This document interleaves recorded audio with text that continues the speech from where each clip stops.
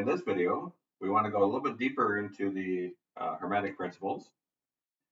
We have introduced them in the previous video.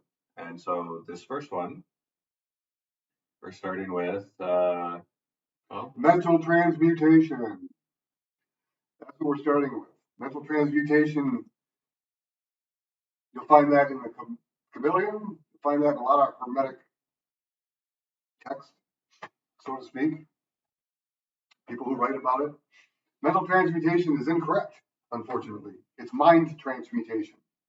Mental transmutation would be air only. Mm-hmm. Transmutation cannot happen with just air. Transmutation is one of the things two-dimensionally that is transmuted into another element. Right.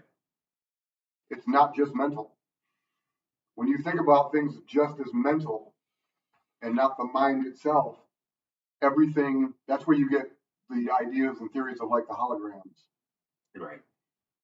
Things of that nature. Everything is mental, everything is mental, everything is mental. But that's not what they were talking about. Everything is mind. Mind is all four elements combined. Mind is fire, is spirit. Air is as intelligence. It's water is soul, and it is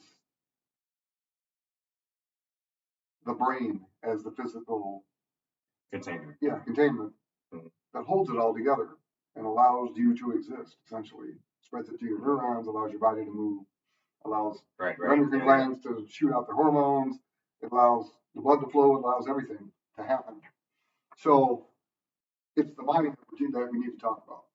That's what we need to talk about and focus on. The mind is broken down into finite and infinite. Spiritual expression, finite, is your spirit. Mm-hmm. That is what ends when a person dies. Your spirit stops. Your soul is spiritual expression that's infinite. That goes right back up to the all and reconnects. So one of the issues that you run into is that people talk about, he sold the soul and he did this and this, that, the other thing. But one of the problems with that is that soul became spirit a long time ago. Mm-hmm. They became intermixed.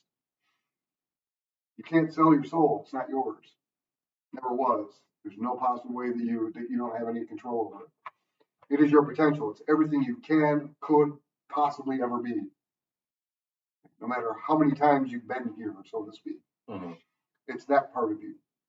Your spirit is what was here in a physical life. It was born and it died. That, if you think about heaven and hell, your spirit would be what goes to heaven or hell when it's done. Or stays around in limbo, so to speak, that spiritualists speak to and now is people see and those type of things. In that case, is that the carrier of free will then, your spirit? Yes. That's what gives you your free will. Okay? It's associated with fire, and fire is will. Okay. That is your will. It is every choice that you could possibly make. Your soul is every potential that it has to choose from. Mm-hmm. Your will is what you use to choose. That's how you choose it.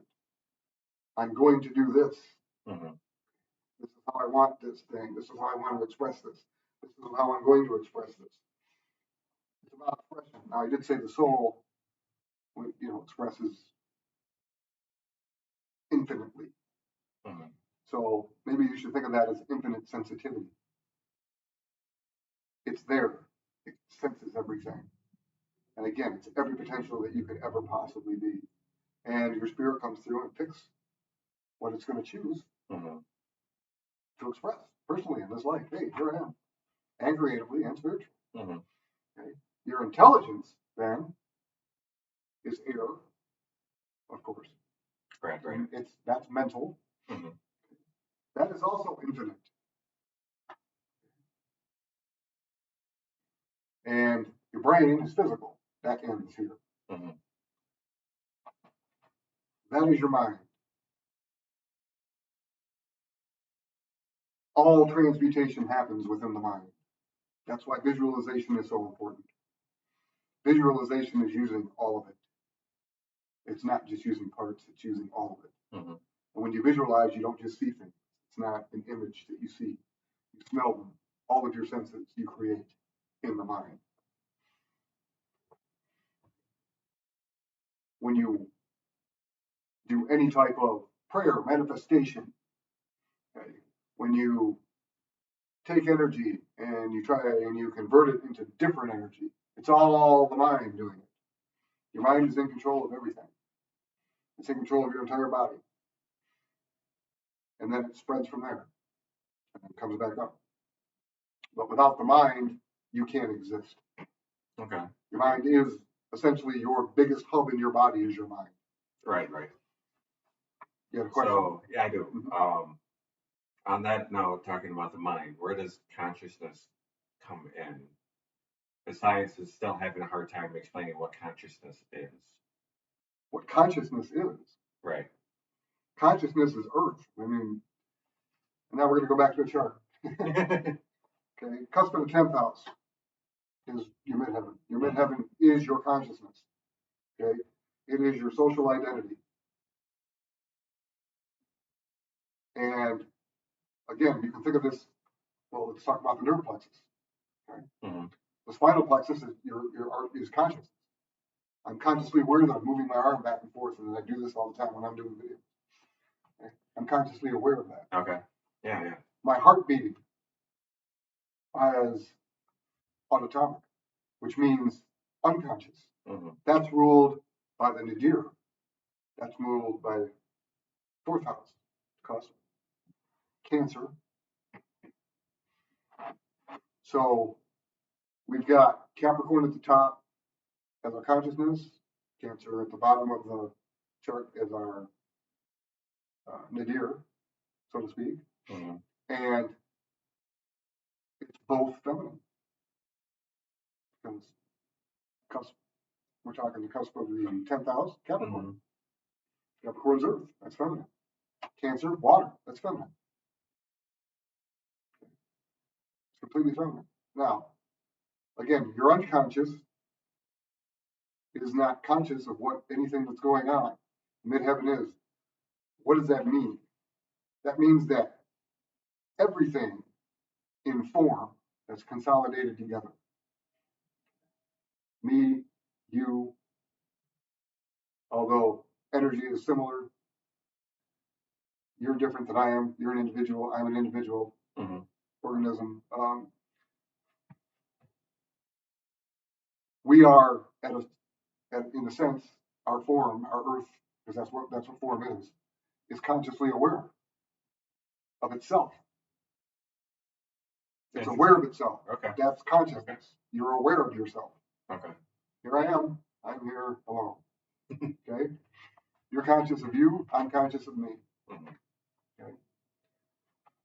So I'm not sure why science has an issue with not knowing what consciousness is. It's being aware. Well, it's not so much what it is, but where it comes from. It comes from your earth. So it comes from your brain. Your brain knows your body. Mm-hmm. Okay. And it's the housing. Mm-hmm. So we're housed here. Now, the brain is conscious of itself. It's conscious of the heart. Is the heart conscious of itself?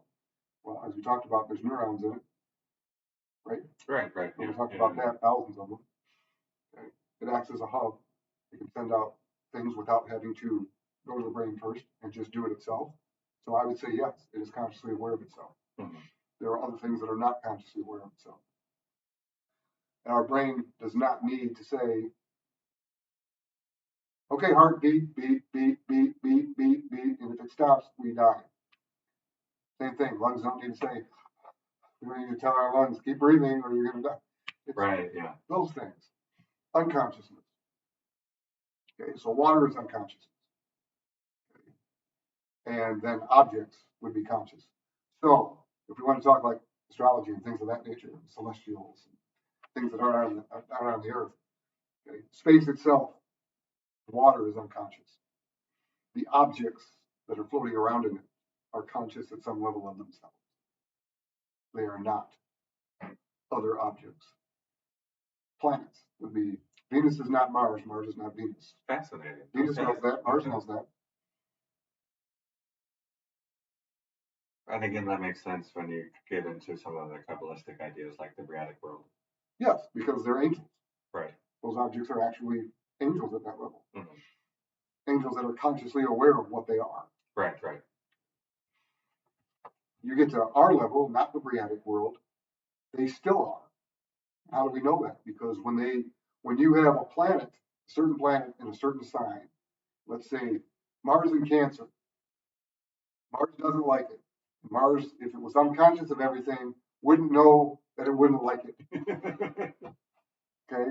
Because it's water, it's nurturing, it's ruled by the moon, and Mars wants to be assertive and aggressive and ambitious. And Cancer is, it's not that Cancer doesn't want any of that stuff. It just doesn't work all that well with it. Right, right. Okay? So it has to be consciously aware. If you've ever broken down a chart, and you have, mm-hmm. It is the houses rule, rule, rule. If you rule something, you're consciously aware. Right, right. Otherwise, you can't rule. Which is that's interesting. But I wonder, does that give rise to the different vibrations that the planets have? Sure. Then too. Of course, they would all vibrate differently. Their energies vibrate differently. They are consciously aware of the colors that they exude out into the chakras. Mm. So what does that tell you? They're consciously aware. Blue knows it's not red. Red knows it's not yellow. They're consciously aware that there are different colors moving around, and they interact with each other. So light is consciousness. Yes. Otherwise, if they weren't, your aura would be nothing but a big stew. Right. Yeah. Of the same color, mm-hmm. all melded together. Mm-hmm. At a level, they have to be consciously aware of themselves mm-hmm. in order for the colors not to completely mix. Otherwise, they would. Mm-hmm. And that's the issue that you run into. Right, right. However, but there's a level where you can mix colors together and create other colors. Now, do the colors know? Of course they do. That's why things don't always work out the way you want them to. Because of that conscious awareness. Okay. Because again, the only ones that rule only one masculine or one feminine sign is Sun and Moon. Mm-hmm. The other ones are androgynous, rule masculine and feminine. But if you're dealing with energy and you're manipulating energy to the point where you're changing, transforming one sign energy into another sign energy, you need to know, is it masculine or feminine? Mm-hmm. Is it a mixture of both? And I know it's going to get some red flags in people. But again, three-dimensionally. Right, right. Okay? Water and air have both masculine and feminine energy attributed to them. Mm-hmm. There just happens to be more of one than the other. There's more air and fire. There's more, or I'm sorry, there's more air and fire. There's more masculine energy in air, more feminine energy in water. But again, both of those two borrow qualities from fire and earth. Mm-hmm. And they become mediums to connect those two together. Okay. So it's always two parts one part the other. Mm-hmm. When you're dealing with those. And that way that's how the mixtures can occur. You can have masculine and feminine together. But if you're trying to create earth energy, no. You need to use your masculine. If you're trying to create fire, yeah, or if you're trying to create fire, you have to use your masculine. If you're trying to create earth, you have to use your feminine. Right, right. Yeah. There's no other way to do it. The other two you can do interplay with. Mm-hmm. So that gets kind of interesting when you get into that. But again, they have to be consciously aware of what they're doing in order to rule anything. Rulers have to be consciously aware. There's no possible way to rule without them. That's completely fascinating. That for the rulership takes a whole new view on consciousness and all of that. Yeah. Okay. Yeah. It's not just here that's consciousness. everything is conscious of itself. It's separate from something else. It has to be. Or else it wouldn't be. Mm-hmm. So as far as that goes, yeah. Okay. And that's Earth. That's what Earth does. It Yeah. consolidates everything into different structures, energy structures. Yeah. It doesn't just have to, and that's formed just like a body or a casing. If you want it, you think of a computer or any electronic device, that device is consolidated in a case. Mm-hmm. That causes magnetic fields interacting with each other, and that's how everything works. Mm-hmm. You take that off, and you get rid of those fields interplay with each other, nothing works. Mm-hmm. It can't.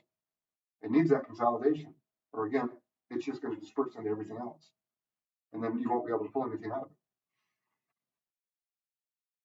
That's kind of how that works. So it has to be consciously aware of itself. Okay. At some level. Objects or anything. Okay. And the mind is in control of that. Mm-hmm. It can't work without all four parts Mm-hmm. interacting together. So it's not just your mind that's conscious, it's your spirit's conscious of your brain's conscious of your intelligence is conscious of your soul. I mean, they all work together. Mm-hmm.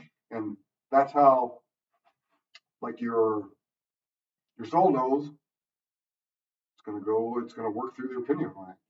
Your spirit knows it's going to work through your pituitary gland. Right? Mm-hmm. Okay. Your brain knows hypothalamus first, then we can split. Your intelligence is going to be there too because it has to say, okay, this is how we're doing it. So, again, we've got another 4 into 3. And that one, 4 elements combining into 3. Pituitary, pineal, hypothalamus. And then everything else going below and just spreading out from there. Okay. So, again, even when we're talking about the aura, energy knows when something interacts with it, and that energy knows what it needs to sense when the interaction happens. Okay, it has to know. Like we talked in the aura field about Uranus. Uranus knows when anything breaks the field, anything, and it knows what to do. It has to be conscious. Mm-hmm. This has got to go to root chakra, Saturn. Saturn goes, got to organize it. Organize. For the most part, then we're going to send it up to Mercury for dissemination. Okay. To the rest. And go from there. But then we know that the heart can bypass all of that. It's kind of interesting you say bypass the heart. All right? So it can bypass all of that instinctually and go, no, just move out the freaking way. Go. Without your mind even getting involved in thinking about what you need to do. It just reacts. Boom. And that's the neurons through the heart working that way. And your heart going, just boom. We're doing this first before you think. Right. Okay. But again, Venus, structure, it's consciously aware. But again, the major energy of that's going to be Taurus. Mm-hmm. So the most potent of the Earth energy, of course, that's going to be conscious. Mm-hmm. And it's consciously telling you, get out of the way, or whatever it needs to do to stop you from freezing and thinking too much and getting hit by a car. Right. It's the one that just says, jump out the way, boom, something happens. Jump out the way, and then we can or move. Don't care which way you go, just do something. Sure. You have to do something. Dodge his punch, and then we can think about what's going on. Right. Right. It's more, it rules more the instinctive aspects of it. Okay. And then it can disseminate through the rest. But they all have to be, again, consciously aware of themselves. And the mind is in control of that. But unfortunately, with a lot of Hermetic teachings, they talk about mental transmutation. Everything is mental. Mental this. Okay. And when you're talking about mind may be transmuted from state to state, degree to degree, condition to condition, vibration to vibration, pole to pole. Yes, that's the mind. But they intermix them together. So it's not mental transmutation, it's mind transmutation. Everything happens in the mind. As above, so below happens in the mind. So that's the heart of prayer, of energy crafting of any kind. All right, manifesting, ceremony, ritual, everything that's behind it is for mind transmutation. That's what you're doing. That's what you're essentially doing when you do the ritual of the ceremony. It's not just going through the motions of the ceremony. You can do that all day. If your mind's not involved, you're not going to get anywhere. You can even see that when people work out. If they're distracted when they're working out, they really don't get much out of the workout. Right. I did that with a friend of mine a long time ago. Took him through a workout program. Had his headphones in. He was always listening to some podcast or something while he was doing it. And by the time we were done, I was really fit, and he looked the same. Even though he was going through the motions, he wasn't engaging what he was supposed to be engaging at the time. His mind wasn't a part of it. So the manifestation physically that was supposed to happen through doing this didn't. And it happens to a lot of people. Okay. And that's the major one. Now, people will also then say, well, yeah, when you do a ritual or ceremony, you use all these tools and stuff. That is so you don't have to visualize those. They're set up for you. That's what altars and ritual tables and that's what they're all about in any practice, any religion. That's what they're for. You don't have to visualize it because we've put it here.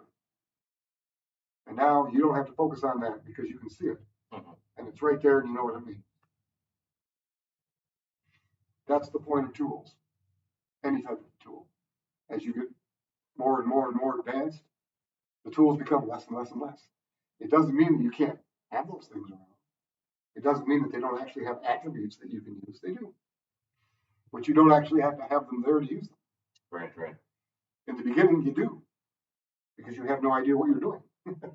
And your mind doesn't know what to do. Oh, and keeping track of everything. And you're trying to keep track of all of them at the same time. It's like, okay, I want to pull in this crystal energy, this animal energy, this herb energy, and this metal energy, and I also have to focus on reading the script that was written for it, and what's happening in the script. It's saying, no, I'm going to put all of these, I'm going to represent all of these energies that I want into the ritual over here. Then I can focus on the script. But I'm still focused on those because I can see them in front of me. So they're still there, and my mind has them focused. The energy's focused, and you bring them in that way. Same thing with celestials. That's how celestials are consciously aware of themselves. Michael's not Gabriel. Gabriel's not Michael. We both know that. Right. Yeah. Yep. That's how they know that. That's how that works. And we do connect to other people, but there is still that consciousness that we have that says, I'm still not you.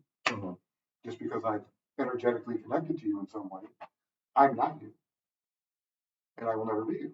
Okay. But unfortunately, it's the Father knows. They can feed from me to you, or you to me. Because that energy does exist, and they can use it as conduit. Okay? But it still knows the difference between you and me. Right. That's how that works. Same thing with a good, graceful connection. It worked exactly the same way.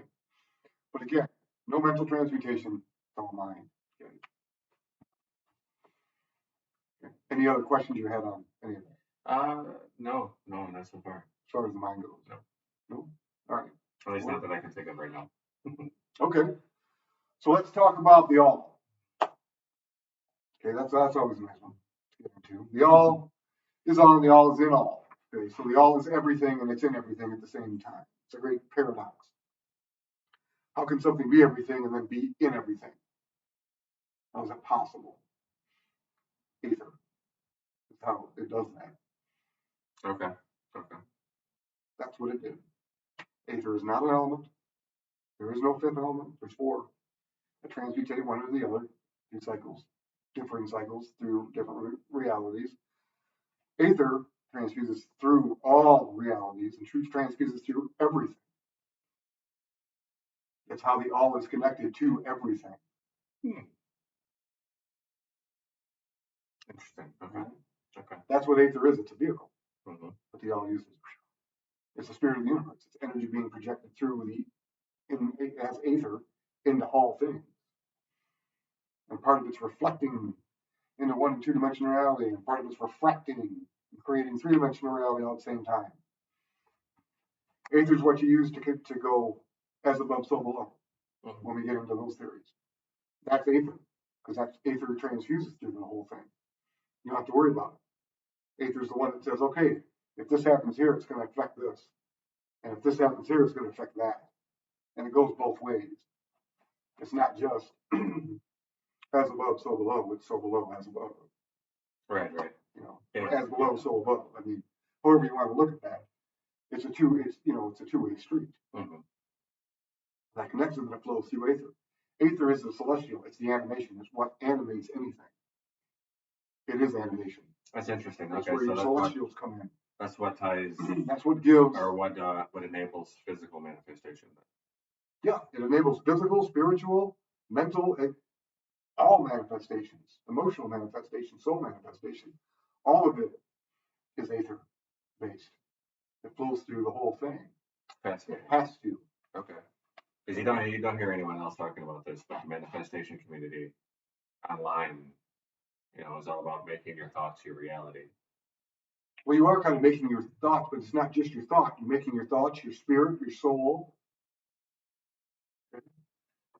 holding it into the brain and shoving it through and making that visualization within your mind.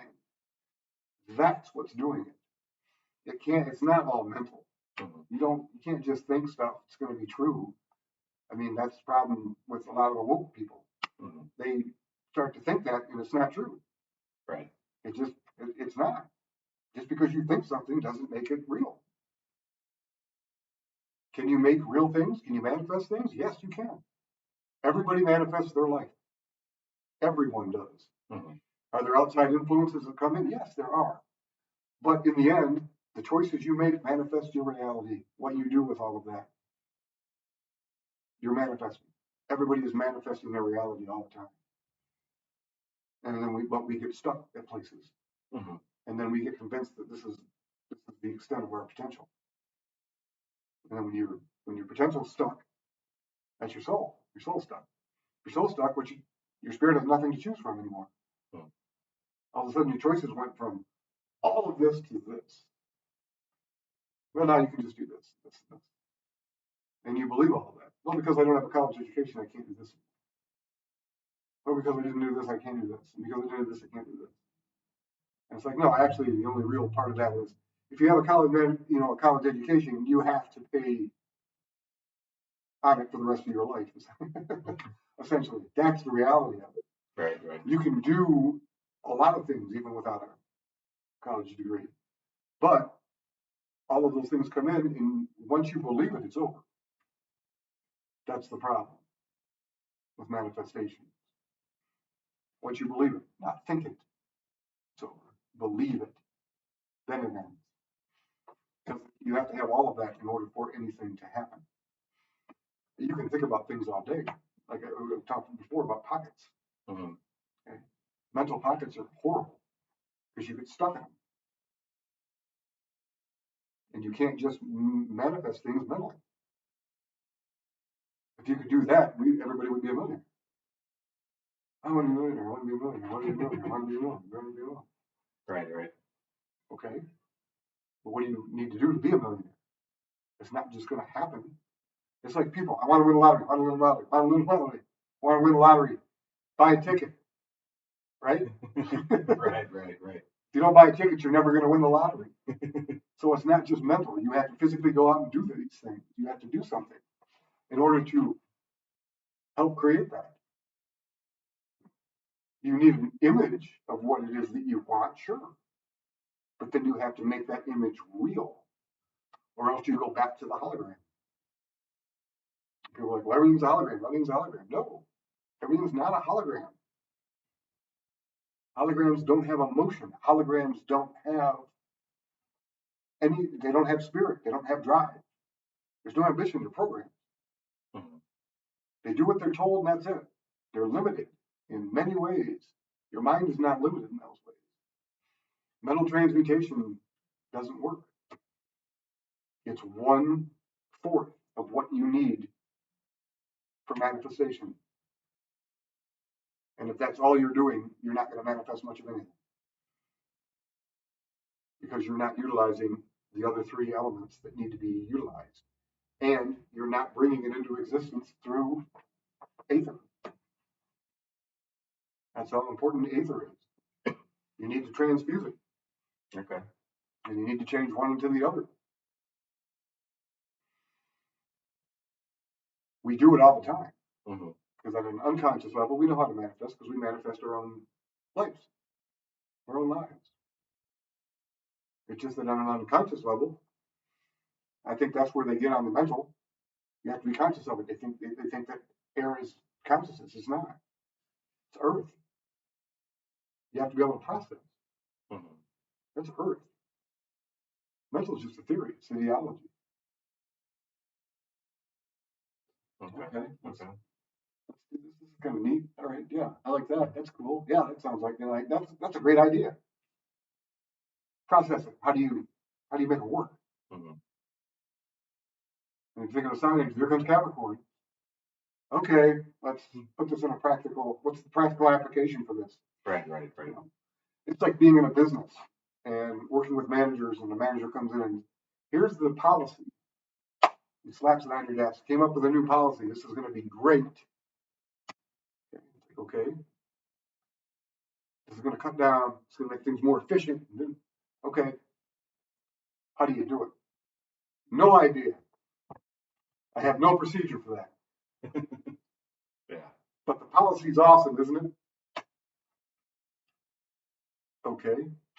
And then Capricorn comes in and goes, I need to make a procedure for this. A practical procedure so that people can understand it and then they can start doing it and then the change can happen. You need to think about manifestation in the same way. If there's nothing practical, nothing's going to manifest ever. And then it has to express. You have to express it. There goes fire. Hey. Right. You know? Yeah. Let's make a choice here. Let's put some energy into this sucker. Let's do something with it. Oh, yes. All right. Okay. And then your water comes in and goes, I don't feel right. I don't think it's good. No, something's not right. I'm sensing something's wrong here. Okay. There's absolutely no potential for this. Like, what do you mean? Like, well, the policy is nice, but not for this company. This is great in the fire department. This is a computer company, graphics company. What? This doesn't work here. Oh yeah, okay. Right. Same thing. So all of that has to come into play. Is there the potential for it? Okay. If there's potential for it, great. Now what do we need? Now we need an idea. What can we do with the potential? The idea comes and you're like, okay, got the idea. Now what? Well, got the idea. Now I need to know how to make that idea a reality. Here comes Earth. Okay. And Earth is done with it and goes, all right, that's how you do it. And fire goes, okay, I'll take it and do it. And then that's how you do it. It's not just mental. It can't be. There's no possible way. And again, the all, when working into all of this, infuses all of that stuff together through ether.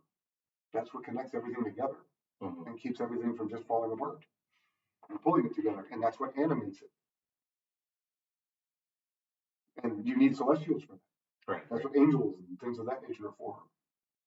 That's what the old gods did. That's what the angels do. That's what the demonics do for the dark. But you have to have one of those. Something has to animate all of these things. Otherwise, you're just going through the motions and seeing what nature will do. Well, nature's not directed. Nature's going to do what nature's going to do. That's how that works. Right. Yeah. Okay. So again, the all is in all. Okay. Now, one of the biggest issues that I have with the all is not anything to do with the all. It's how people interpret the all. And it just drives me crazy. Because the all isn't just everything. That's what people, oh, the all is everything. No, the all is everything and it's nothing at the same time. And not. Yeah, there you go. That'll break. It's everything and nothing coexisting in the same spot, at different times and places. What?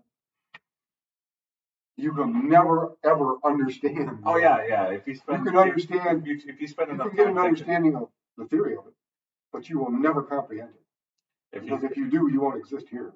If you spend enough time thinking about it, it'll break your brain. Yeah, it'll break your brain, or you just won't end up existing here. You ever figure out what the all is? You don't exist, except with the all. And then you're like, okay, not what I wanted to do. Geez, I left a lot of stuff unfinished. Oops. And it's not practical. Mm. The divisions, the mathematical divisions created, the reflection, the refraction, all of that allows reality to exist. The all is outside of that. To the Jews, it's the Ein Sof. It's the unknowable, unreachable God. There is an aspect of that in Judaism, which means there's an aspect of that in Christianity. Mm. There is an aspect of God that you can't get to in our reality.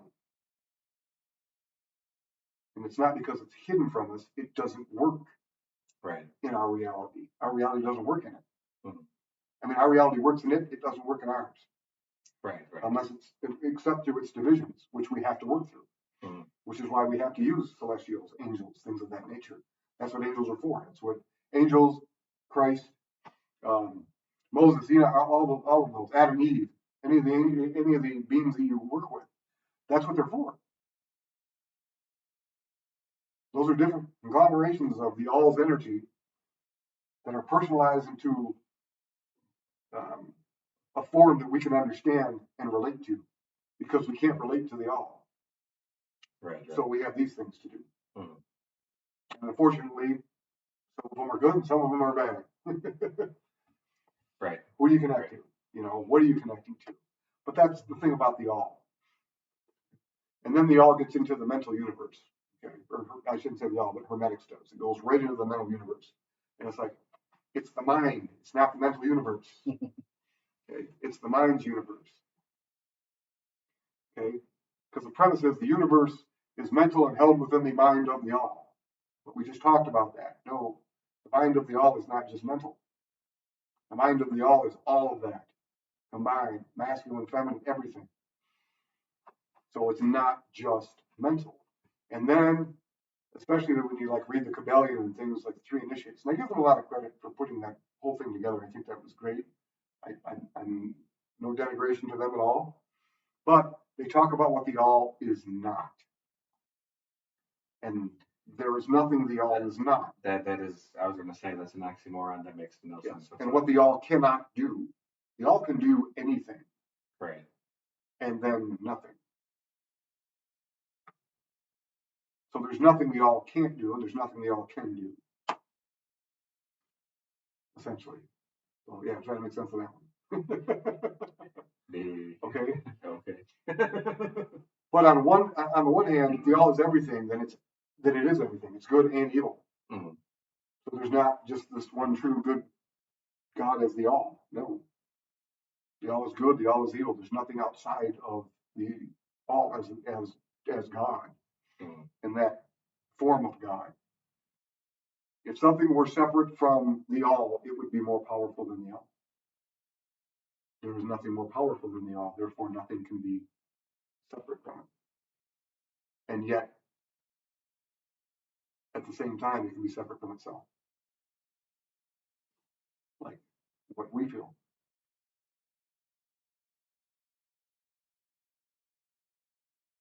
Where they say you're separate, but you're not. Mm-hmm.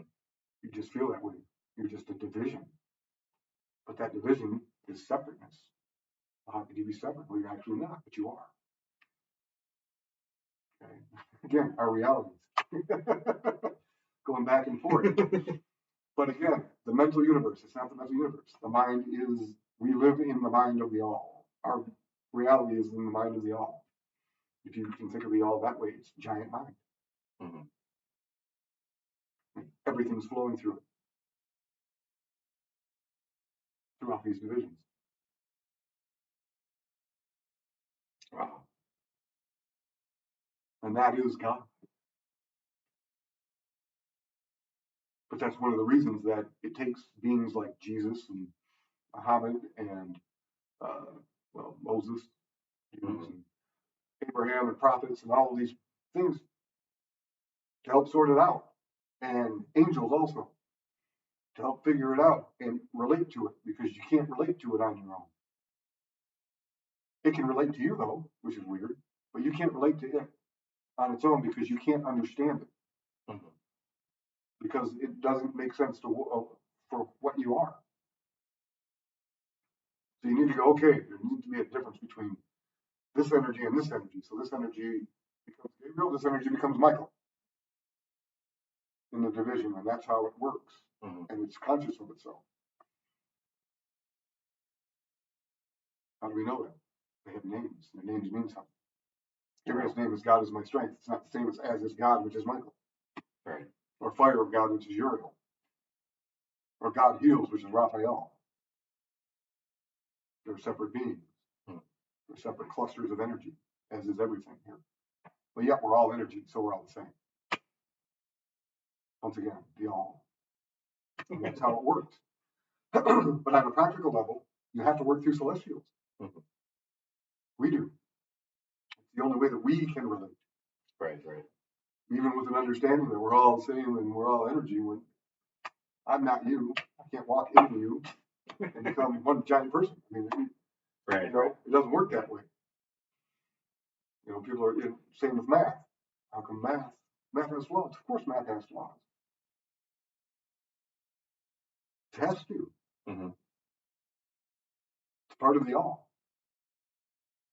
So when we do mathematical equations, that's what we're doing. We're working our realities and going, okay, how does this all work together? How do we factor this into this and this into this and this into this? When at the foundation of all of that is we're all the same. It's all the same. Well, one gives magnitude to this, yeah, but we're all the same, so it doesn't. Right. What? Yeah, right, because if you times 0 times 4, it's 0. One allows us to give magnitude to 4, 0 does not. But they both coexist. But then one gives magnitude to 0 because 1 times 0 is 0. What the? And you start doing that stuff, and it's like, oh, what? But at the same time, it does make sense. Mhm. It's just that you can't work it that way. So our equations, it's how we work it. And the better our equations, the better it works. The problem is that when you turn that into just theory without any practical application, you get locked in a room and all you're doing are equations or trying to prove someone's equation is right or somebody's equation is wrong and yours is better or theirs is better than yours. Mhm. But at the end of the day, most of those equations mean nothing. Right. And if they do, it's on a practical level, and then you can look at it and go, okay, it did this. So I know it does this. Can we make the outcome better? What is the result of this equation? That's the practicality. That's when the earth comes in and goes, yeah, this has to be practical. Right. Right. Okay. It's like, okay, well, this is practical. This makes sense. This process seems to be good. Then your fire comes in and expresses it and goes, wasn't expecting that. Well, okay. This is chemotherapy. Yeah, this can cure cancer, but it can kills your body along the way. Wow, really? Yeah. And then we just let your body heal after it kills the cancer. And we just hope that it kills the cancer before it kills you. you know, but at this point, that's the best equation we have Mhm. for dealing with this. Right. Right. Because your body can heal itself. But the math doesn't take that into context for the chemo. Mhm. And that's not a factor in the equation. That's more of the zero factor. Will your body heal itself? Or will you die? Mhm. Nobody knows. And that's the flaw of math. If math wasn't flawed, there'd be an answer. Right. Right. There isn't one because you don't know. Mhm. Okay? And as far as the all is concerned, or even celestials, anything that's not mortal, death isn't a problem. It's just a shift of energy. Death to us is a problem because we're alive. And when we die, we don't want to die. We see people die, it's sad. We don't want to do that. We want to Right. continue going and moving and doing our thing. But to something that doesn't have to worry about that, death is not a big issue. And biblically, when people are like, well, the flood is God, wrathful God, and all this, and why would a God go and kill it? It's just an energy transformation to celestial, to God. It's not a big deal. Right. It's only a big deal to us because we lose this life. And we don't know what happens after that. They do. That's why they don't care. It's not that big a deal for them. They know it's a big deal for us. The little parts. Mm-hmm. Okay? Y'all knows it's a big deal to us, doesn't care. But then it does.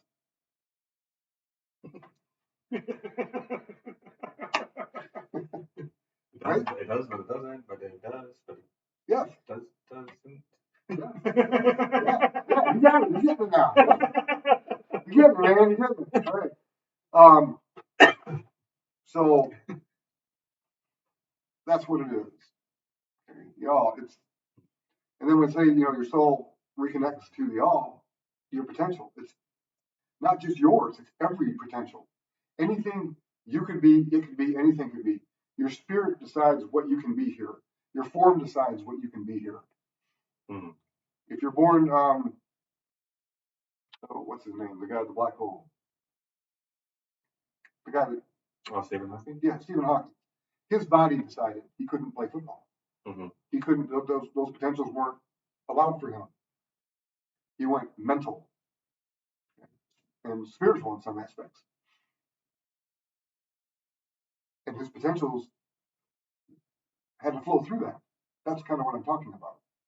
Okay? Michael Jordan was able to take his and go physical with it. Mm-hmm. Because the physicality of what he was doing. Right. Of what he was able to do. Oh, I can do this, watch this. Okay. And he took that potential and ran with it. And a lot of sports players do the same thing. Dancers, all of that is about expressing, I'm going to express it this way. But again, your body decides things, unfortunately. The finite aspects. Well, then your soul kind of goes, okay, these potentials are gone. What potentials are left? And your spirit comes in and goes, well, out of the potentials that are left, I'm doing this. Mm-hmm. And takes it and goes. Or it says, because I don't have this potential, I'm not going to do it. And again, that's where the intellect comes in and goes, wait a minute, we can do something. Sure we can. Mm-hmm. We can think. As long as we can think, we can come up with ideas, things that we can do. We just have to make sure that there's some practicality. Mm-hmm. And move it that way. And not just fantasize about what we want to do. And then again, that would be, your soul coming in, your potentials coming in, going, wouldn't it be great if we had the potential to do this? Because we have the potential to do this. Really, it's like, well, maybe you can't do it, but you could write a book with a character that can do it. You take the potential and move it that way. And you're like, oh, look, everybody. We created an entire world. What J.J. told, or J.R.R. Tolkien. Here's a world. We created an entire, we created Elvish languages, that they exist. Mm-hmm. It's like, well, I took it a little further than most people would. Right. Yeah, for sure. Star Wars, superheroes, all those things. Mm-hmm. You can go anywhere with it. A lot of the people that create those things were nerds that got picked on, and physically they didn't have it. Mm-hmm. They just didn't have it. And if they had the potential, they just never did anything with it. It wasn't something that they chose. Mm-hmm. They chose something else. But there was a part of them that really wanted to do that, and then Superman was created. Because that was that part of them. That part of the potential. And they're like, well, I can create this guy who can do it. Right. And then we can go crazy with it, and that's, but again, that's how all of that works. And it's the relationship of the finite and the infinite that needs to be married together. And they can coexist. We know they can coexist. They coexist in the mind. Infinite and finite can coexist together, even though they shouldn't be able to. Well, we see that numerically also in the idea of zero. Yeah. Absence takes up space. Yep. Well, just the symbolic form itself too. Yep. I mean, it's a closed loop. It's an infinite loop. It's an infinite loop. Yep. And fractions and decimals too. But it's nothing. Right. Right. Math math shouldn't work because of that. Right. If you have an infinite number of fractions that lay between every whole number, you should not be able to add two whole numbers together because infinity lies between them. Mm-hmm. But yet math works. Right. And you can thank the all for that. And go, okay, still works. We're good with it though. It works in so much that it gives us a good approximation. Yes. It gives us a wonderful approximation of the reality, the world that we see around us. Yeah. Yeah. It will never be completely perfect. Like you said, there are flaws built in, and it's because of that infinity that lies between each number. Yes, that's where the flaws lie. But we can use commerce because of it. Mm-hmm.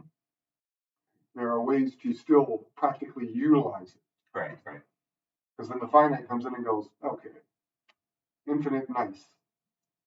How do we use this in a way that we can actually, that has practical application? Right, right. When infinity's like, yes, but we go on further, yeah, whatever. A quarter's a quarter. A half's a half, 3/4, plus another quarter, we can make two whole numbers. Come on. You're done. Okay.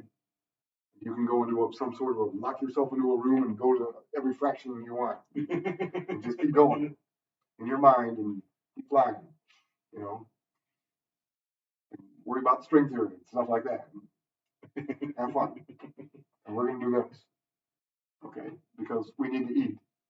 And we need to be able to pay for food. So that's what we're doing with it. Right, right, right. Capricorn's like, whatever. Capricorn and Virgo's like, you stay over there, we're staying here. We analyzed it, we researched it. This is the best that we're gonna get. This is how we're using it. Have a nice day. Right, right. But again, that's how it works together. Because without the idea, without that infinite knowledge, we couldn't have done it. Right. There wouldn't have been anything. There wouldn't have been nothing to turn practical on. Right. Exactly. You needed the theory first, and then the practicality needed to come in. It was like, okay, how do we express this? We're going to create money. We're going to create a system of trade, and then turn it into commerce and money, and that system is how we're actually going to express that. So that you can eat, you can own a home, you can do all these things. Talking infinite intellect, though, you can trace that all the way back to our ancient ancestors too, like the Maya and them, when they're tracking. They built these observatories to track the celestial movements and. Well, yeah, but there was a practical use for that. Right. That's astrology. There was a practical use for all of that. That was the first physics that was ever created. Right. It was it. The first physics.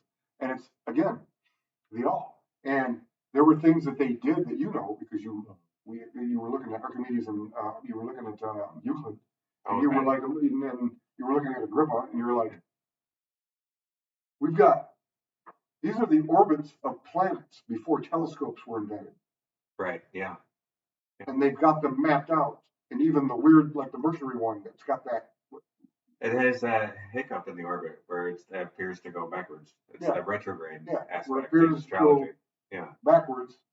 But it's drawn out. Yeah. Yeah, the Druid. And by somebody who was born hundreds of years before Christ. Yeah. How would that be even possible to know that? That's the thing. Right, yeah. It was the study.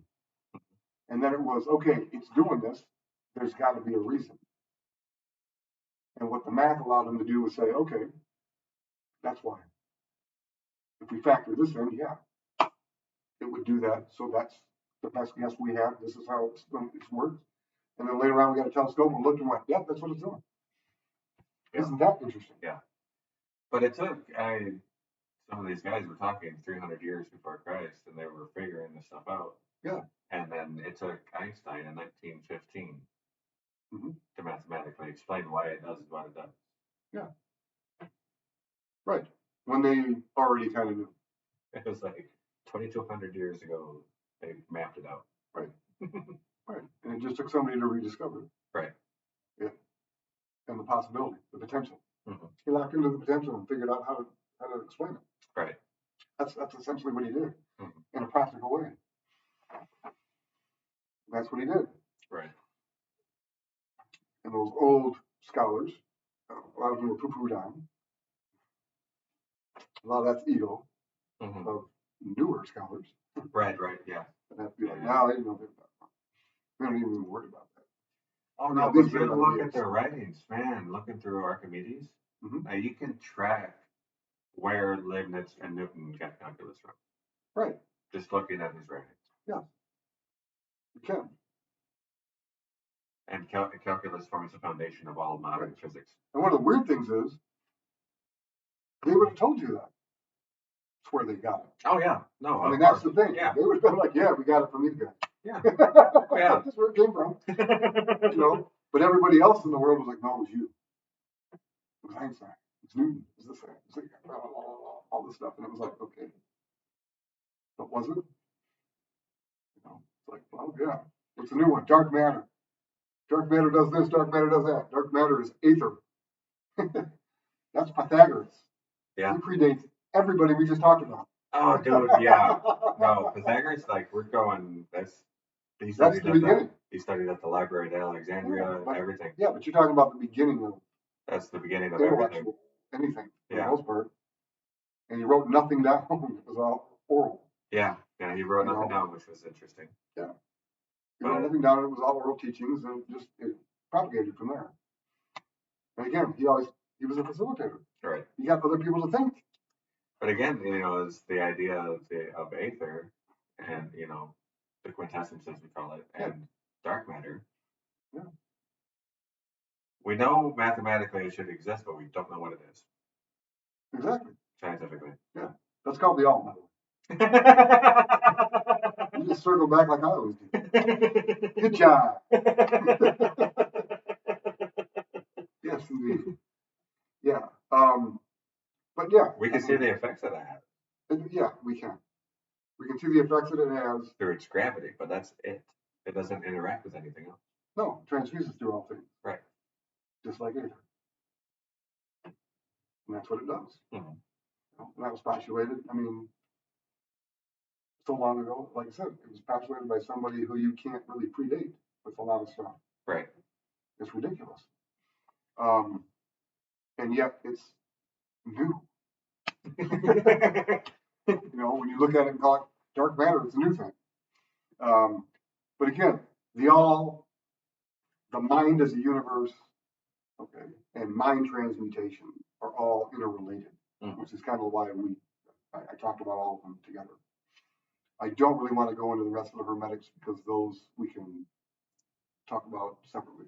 Right. We don't have to push all that together. But the important part is nothing is just mental. It's all mind. And mind are, again, the four elements combined. It's not just. It combines everything. Intelligence. It's not just intelligence. It's not just mental. It's mental, it's physical, it's emotional, it's spiritual. It's all four working together. It's your spirit, your soul, your intelligence, and your physical, your substance. You have to have all that. Mm-hmm. That's what manifests anything. And the substance is what is the manifestation. How is it consolidated? If you can't consolidate something, you can't manifest anything because there's nothing to manifest. Mm-hmm. That's why Earth is so important. Right. Unbelievably important. So that's something gets left out of a lot of stuff. Well, again, that's it's just the brain. It just houses it. Well, it's a discussion that we were having a little bit ago, with oxygen. Oh yeah. Yeah, oxygen. Earth is standalone, and that it can contain oxygen, but it's not necessary. It doesn't rely on it. It's not relying on it. But fire needs it to exist. Water needs it to exist. Air needs it to exist. Hmm. Yeah. Earth contains it all. That's the importance of Earth. It contains everything. And contains nothing.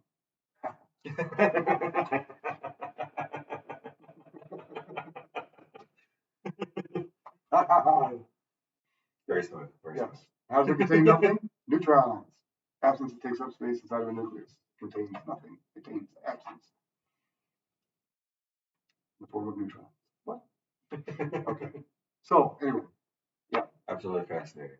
Yeah. So the next one that we're doing, we'll pick it up from here. Yeah. We'll go into the other Hermetic principles, but like I said, I don't want to get into the other ones. I think people have enough, I don't know, enough to think about when it comes to the all. Certainly, yes. That was that had my brain running for a while. Yes, the all is interesting. It always is.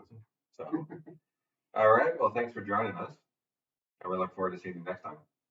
Do remember to like and subscribe.